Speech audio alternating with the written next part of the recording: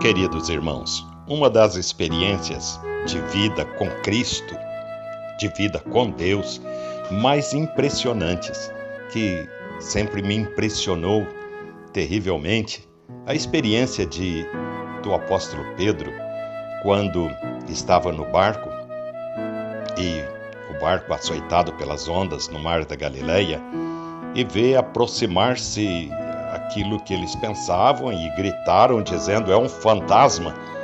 Estavam amedrontados no meio da madrugada, tudo escuro, tempestade, ventos procelosos, e naquele momento o apóstolo Pedro ouviu a voz de Jesus: não temais, sou eu. E o apóstolo Pedro disse: Senhor, se és tu, manda-me ir ter contigo por sobre as águas. Era impetuoso, era arrogante, era terrível este homem.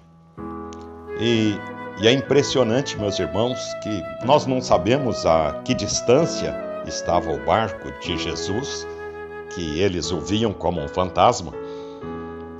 E se 10 metros, 20, 30 metros, 40 metros, não importa a distância, mas o que vemos que abala o nosso coração e a nossa fé, muitas vezes, por não termos esse tipo de atitude, esse tipo de resposta à palavra de Deus.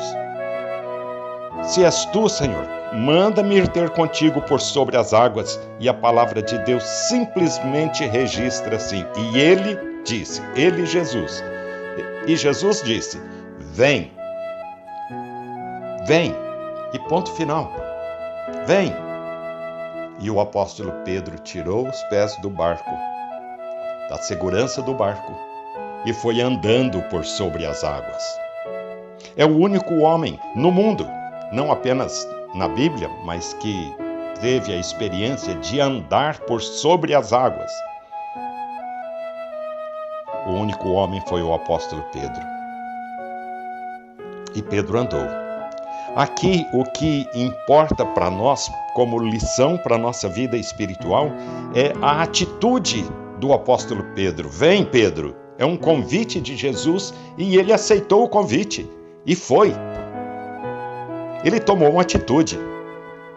Abraão, anda na minha presença e ser perfeito, foi o que Deus disse àquele homem, e Abraão foi. Deixou a sua parentela, deixou todo mundo e se dirigiu para uma terra estranha, não sabia nem onde ficava. José também teve uma atitude, filho de Jacó, ao chegar no Egito, uma mulher bonita, muito bonita, tenta conquistá-lo e ele diz, não, como pecaria eu contra o meu Senhor, como pecaria eu contra o meu Deus? Daniel, Sadraque, Mesaque e Abednego, todos eles foram servos de Deus de atitude. Não comeremos das finas iguarias do rei. E passaram a comer legumes, folhas, legumes, e foram destacados entre os melhores servidores do rei. Crentes de atitude. Vem.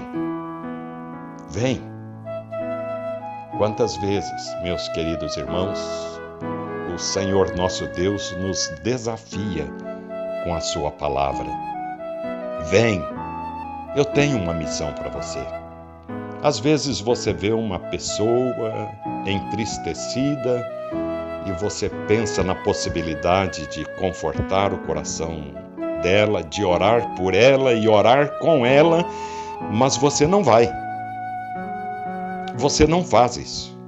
Às vezes você vê uma pessoa nos caminhos do pecado, da injustiça e tem vontade de falar dos caminhos de Deus, dos caminhos da salvação, da justiça de Deus, e seus lábios se cerram e você não fala nada. Você não tomou uma atitude diante da palavra de Deus que lhe disse: vem, vem. Quantas vezes deixamos de tomar atitudes, de sermos crentes de atitude positiva diante do nosso Deus?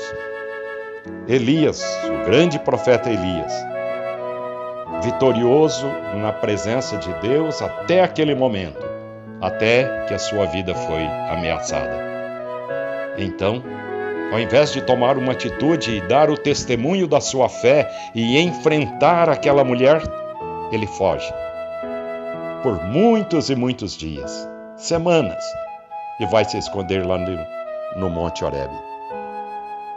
Até que Deus vai estar com ele. Que fazes aqui, Elias? Que fazes aqui, Elias? Volta ao teu caminho. E ele é repreendido pelo Senhor. Eliseu também foi um homem de atitude.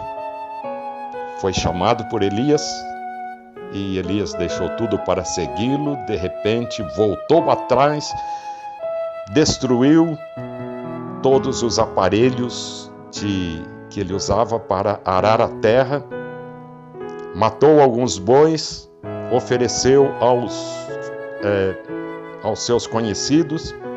Ele não queria deixar nada para trás, nada que o fizesse voltar, nada que chamasse a sua atenção, nada que pudesse ligá-lo com o passado. Se alguma coisa não der certo, se eu não gostar deste novo caminho de profeta, eu volto.